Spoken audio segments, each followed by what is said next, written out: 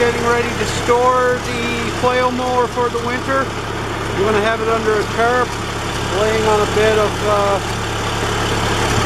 branches.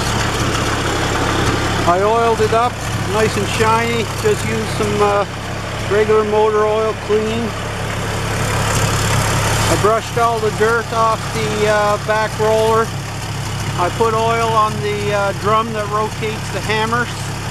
That also has the effect when you turn on the PTO of spraying the inside, coating the inside with oil, so that's good too. Anywhere I saw rust, I made sure I got down at the bottoms here, covered all that with oil. So it's ready to be put down and stored for the winter. One other thing that happened here is that I was losing power in my tractor, so I took the hood off and I replaced that fuel filter. And I think it was sufficiently blocked that it wasn't giving a good flow of gas to the engine.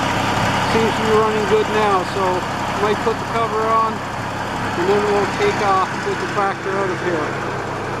Got a long drive ahead of us. I'll leave my ATV here and pick it up when I return.